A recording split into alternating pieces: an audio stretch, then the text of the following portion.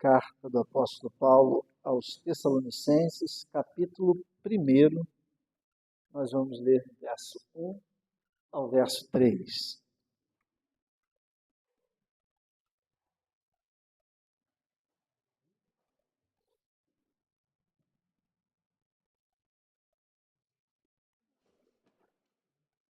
Amém? A palavra de Deus diz assim: Paulo e Silvano e Timóteo, a igreja dos Tessalonicenses em Deus, o Pai, e no Senhor Jesus Cristo, graça e paz tenhais de Deus, nosso Pai, e do Senhor Jesus Cristo. E sempre damos graças a Deus por vós todos, fazendo menção de vós em nossas orações, lembrando-nos sem cessar da obra da vossa fé, do trabalho da caridade ou do amor e da paciência, da esperança em nosso Senhor Jesus Cristo, diante de nosso Deus e Pai. Amém? Obrigado, Senhor Deus, por essa noite, obrigado por estar na tua casa, obrigado, Senhor Deus, pelo privilégio que a gente tem de estar, Senhor Deus, reunido, de portas abertas, Pai, onde temos a liberdade de adorar, louvar, cultuar o teu nome, Pai. Ó Pai, fala conosco nesta hora, ministra o nosso coração, verdade, Senhor Deus, que precisamos ouvir e que nos ajudem, Senhor Deus, a caminhar ao teu lado. Ser com teu filho no falar e ser com cada um, Senhor Deus, que vai estar ouvindo esta palavra, em nome de Jesus. Amém. Amém? Poder sentar, irmãos? Irmãos, família. E a igreja é a grande família, né? A família do Senhor, nosso Deus. Costumo dizer que quando as famílias vão bem, a igreja vai bem. Porque a família é constituída de igrejas. Mas o que é a igreja?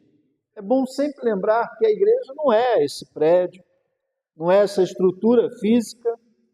A igreja somos nós, é o ajuntamento, é a coletividade do corpo de Cristo. E o cristão, ele é parte da igreja.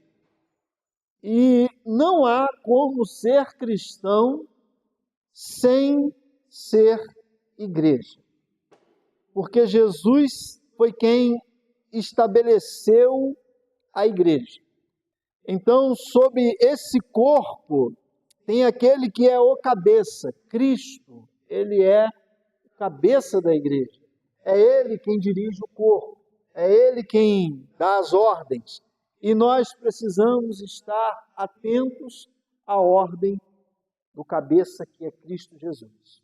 Quando um corpo dá, por exemplo, um AVC, e às vezes uma parte daquele corpo fica esquecida, o cérebro, ele manda o comando, mas aquela parte do corpo que está enferma, que não está saudável, ela não consegue obedecer ao comando porque ela não está sadia, ela não está saudável. Então, todos nós, irmãos, somos membros deste corpo que é a igreja do Senhor Jesus. O maior título que nós carregamos é o título de servo. Todos nós somos servos do Senhor.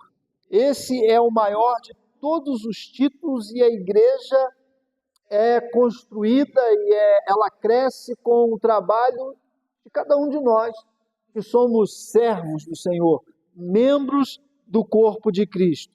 E por que é importante, irmãos, saber disso? O Senhor da igreja, o nosso Senhor Jesus Cristo, Ele espera a participação efetiva dos seus servos nesta obra que é dele. A obra é do Senhor, né? A obra não é do pastor, ela não é de nenhum outro senão do Senhor. E se somos do corpo, nós precisamos de alguma forma, de alguma maneira, ter uma função no corpo. Porque tudo que existe no corpo tem uma função. Você pode até não ter alguma coisa que existe no corpo, mas ele tem uma função. Pergunta para um calvo que bateu com a cabeça em algum lugar se o cabelo não fez falta e se ele não tinha uma função. Dói mais ou não dói, irmão Ricardo? O irmão Ricardo já teve muito cabelo, né? As fotos dele da juventude, irmãos, olha, ninguém diria, né? Mas tem função, irmãos. As unhas têm função, tudo tem função no corpo. Então, se nós estamos no corpo de Cristo, que é a igreja, nós temos função. Você tem uma função no corpo de Cristo. Você tem um papel importante a ser desempenhado. Paulo aqui, irmãos, está na sua segunda viagem missionária. E a igreja de Tessalônica, irmãos, ela tinha alguns problemas, como em geral toda igreja tem. Toda igreja tem duas coisas, irmãos, não falta em nenhuma igreja: virtudes e problemas. Deus nos capacitou com dons. Deus nos capacitou com talentos. Então, toda igreja tem virtudes a serem desenvolvidas, talentos, dons a serem desenvolvidos. Mas toda igreja, irmãos, tem problema. Muda-se os defeitos e problemas, e muda-se as virtudes, os dons, porque muda-se as pessoas. Eu já passei por algumas igrejas, os irmãos sabem disso. E todas as igrejas tinham virtudes muito boas, coisas muito boas, que não dava para necessariamente de uma aplicar na outra. Por quê? Porque as pessoas virtuosas que tinham aquelas virtudes eram outras. Mas toda a igreja pelas quais eu passei, irmãos, tinham problemas, tinham defeitos. Por quê? Porque tinham algumas pessoas. Então, por que a igreja tem virtudes e tem defeitos? Porque ela tem pessoas. Porque onde tem pessoas, irmãos, tem virtude e tem problema. A igreja é um lugar de pessoas em transformação e aperfeiçoamento. Todos nós devemos buscar sempre, não é? O aperfeiçoamento. A palavra de Deus fala isso, não é? Buscando o aperfeiçoamento dos santos.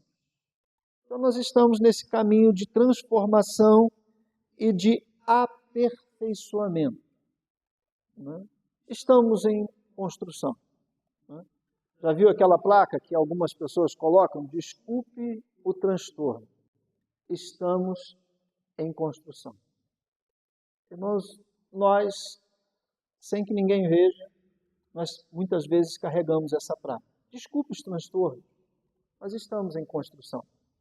A igreja do Senhor Jesus é a igreja militante, que um dia será a igreja triunfante. Mas é uma grande família. É uma família que está sendo edificada e aperfeiçoada no Senhor.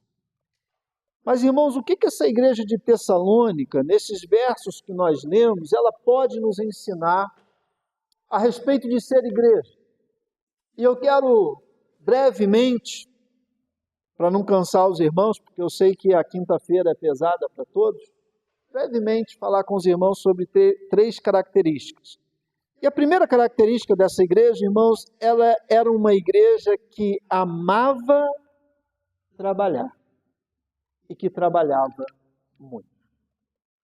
Uma igreja que amava trabalhar e que trabalhava muito. Olha, lembrando-nos sem cessar da obra da vossa fé, do trabalho do amor. O trabalho que resulta da fé. Uma igreja que amava servir e não ser servida. Uma igreja que amava trabalhar, que empreendia esforços em trabalhar. E isso é muito bom. Isso é muito bom. Porque para quem quer trabalhar, irmãos, sempre tem trabalho a ser realizado, não é? Quando a gente diz assim, não tenho nada para fazer, é porque de repente a gente não está prestando muita atenção. Porque tem muita coisa a fazer. Por exemplo, na igreja, quanta coisa a gente tem para fazer, né? Nós temos a nossa escola bíblica dominical, nós temos um trabalho hoje de multimídia, de projeção, de som, de iluminação. Nós temos o trabalho de introdutor, né, para recepcionar bem aquelas pessoas que chegam. Nós temos o trabalho de evangelismo, né, de poder estar evangelizando, e eu já conclamo aos irmãos, porque a nossa Convenção Batista Fluminense está programando um evangelismo em massa para o dia 12 de outubro. Né? Eu já cadastrei a igreja lá para que eles mandem para a gente um material específico, para que a gente, nesse dia 12, nós possamos fazer um grande momento evangelístico no nosso bairro. Nós fizemos, irmãos, um momento abençoador há poucos meses atrás, lá em cima, né, no ponto final do Vital Brasil. Quantos estiveram lá naquele evangelismo? Olha, a maioria dos irmãos estiveram lá cantando, louvando, entregando folhetos, convidando, né, com alegria, com entusiasmo. E isso é muito bom. É trabalho. Uma igreja que trabalha com ornamentação, sempre tem alguma coisa que a gente pode melhorar. Uma igreja que trabalha com discipulado, com pequenos grupos, porque o pequeno grupo é um discipulado. Nós já estamos, irmãos, há mais de 2 anos trabalhando com pequenos grupos. Domingo nós vamos ter aqui no culto da noite, não é, um encontro dos pequenos grupos. Orem, irmãos, por esse encontro. Eu creio que muitos queridos que estão vindo, frequentando os nossos pequenos grupos, que ainda não estão enraizados a uma igreja, quem sabe não seja um dia de colheita, um dia de salvação, porque a igreja está trabalhando, porque a igreja está servindo. Então a motivação do trabalho, irmãos, não é o reconhecimento pessoal, mas a motivação do trabalho é a fé. Olha lá, a obra da vossa fé. Ser uma bênção na vida de alguém. Por quê, irmãos? Porque o amor de Cristo, ele nos constrange. Precisa nos constranger. Nós conhecemos muito 2 Coríntios 5,17, que diz lá, se alguém está em Cristo, nova criatura é. As coisas velhas se passaram e eis que tudo se fez novo. Mas eu queria subir um pouquinho com os irmãos e ler o 14 e o 15 de 2 Coríntios 5, porque diz assim, olha, porque o amor de Cristo nos constrange, julgando nós assim, que se um morreu por todos, logo todos morreram. E ele morreu por todos para que os que vivem não vivam mais para si, mas para aquele que por eles morreu e ressuscitou. Que coisa boa, viver para a glória de Deus. Sabe, investir a nossa vida no reino e para a glória de Deus. E aí é a nossa experiência de fé, é a nossa fé, é a fé que nos motiva, que nos faz empreender no reino. Porque, irmãos, para servir, a gente tem que empreender. O problema de muitas pessoas, irmãos, é que estão querendo servir sem empreender nada, sem fazer nenhum tipo de esforço. E isso não vai acontecer. Mas a segunda característica, irmãos, era uma igreja muito esforçada e motivada pelo amor. E se esforçar, irmãos, já falei sobre isso, é desprender uma força além da normal. Não é? Para carregar, por exemplo, uma Bíblia, de repente eu não tenho que me esforçar. Mas, por exemplo, para carregar uma caixa de som, De repente eu tenho que me esforçar, desprender uma força além da força normal e habitual. E essa igreja era uma igreja esforçada, é dar um plus a mais. Essa força, ela é afetiva e efetiva. Afetiva, irmãos, porque ela é motivada pelo amor. Então é uma força afetiva. Mas ela também é efetiva. Por quê? Porque ela vai produzir resultados. A palavra de Deus, irmãos, não nos engana. E ela não mente. E a palavra de Deus diz que todo aquele que sai levando a preciosa semente, andando, chorando, voltará sem dúvida e com alegria, trazendo consigo os seus molhos. E como nós estamos no mês da família, irmãos, é importante lembrar, eu não sei quantos lembram aqui, que quando o pastor Eliel do Carmo pregou aqui na igreja, ele falou sobre uma igreja de um pastor, e o pastor estava muito triste, porque ele estava se sentindo fracassado do ministério. Quantos lembram dessa história que o pastor Eliel do Carmo contou? E aí ele olhou para o lado e viu o filho na bateria, a filha no vocal, o outro ali, e aí Deus ministrou o coração dele e disse assim: olha, a sua igreja está cheia, a sua família está aí, a sua família está aí. Ah, irmãos, quem dera que todos nós tenhamos o sucesso de conduzir a nossa família até o Senhor. É um desafio, irmãos. É um desafio muito grande. Eu sei que a gente às vezes quer muito resultado. Eu sei que às vezes a gente fica até seduzido por alguns ambientes que estão superlotados. E glória a Deus por isso. Reverendo Hernandes Dias Lopes diz que nós não podemos, como igreja, sofrer de duas anomalias. Uma é numerofobia, medo de crescimento. Isso não é bom. E a outra é a numerolatria, adoração por número. É o Senhor que acrescenta à igreja aqueles que hão de ser salvos. Mas nós precisamos, irmãos, servir de forma esforçada e motivados sobre todas as coisas pelo amor. É o texto que eu li. O amor de Cristo nos constrange. Não é a pressão de A, de C ou de B, é o amor de Cristo que nos constrange. E a terceira característica, irmãos, ela era uma igreja perseverante. Porque sem perseverança, irmãos, a gente não chega em lugar algum.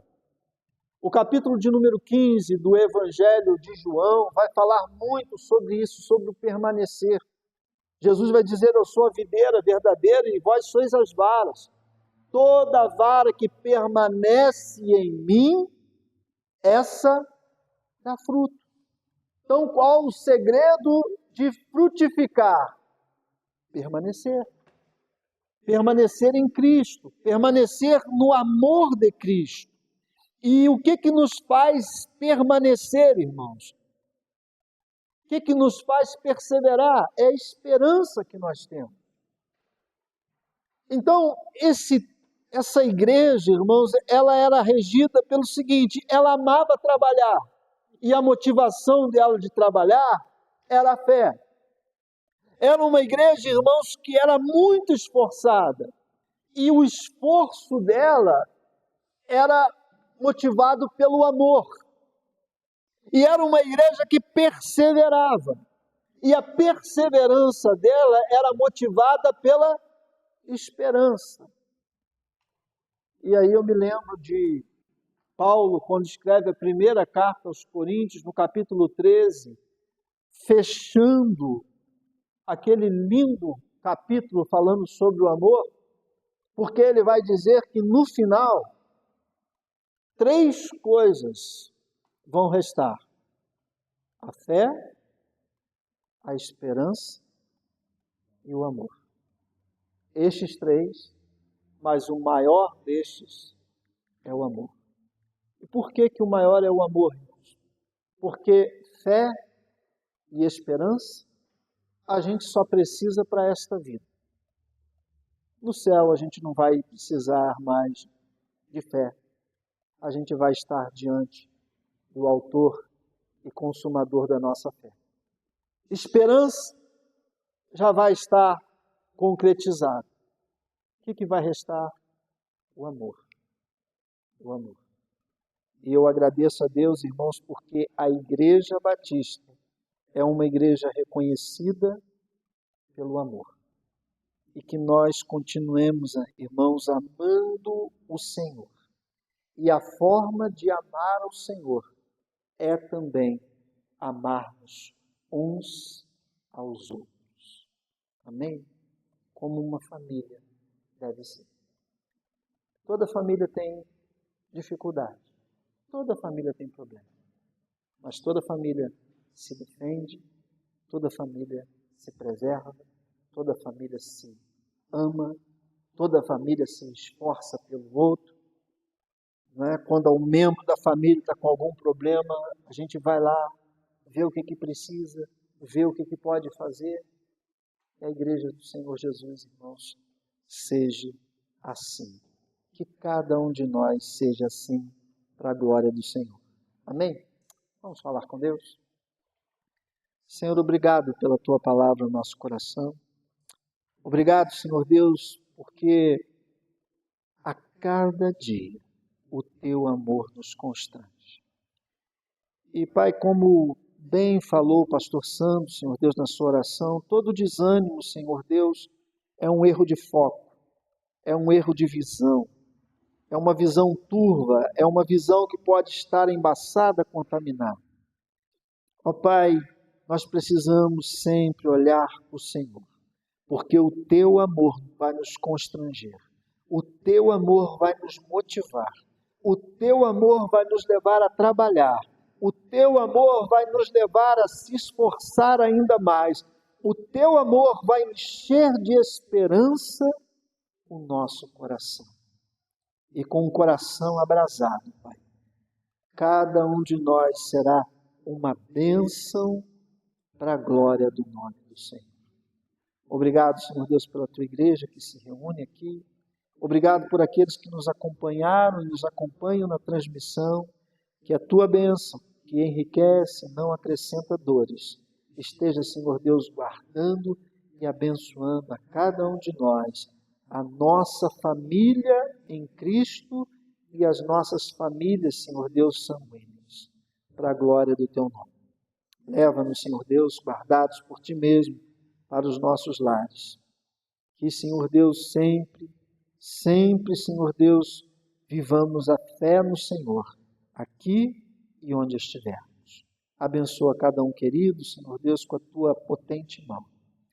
E que o amor eterno do Deus Pai, a graça e a misericórdia salvadora de Cristo Jesus, o nosso Senhor, a comunhão e a bendita consolação do Santo Espírito de Deus repouse sobre a tua vida. Vá em paz e que o Senhor Jesus te abençoe. Amém.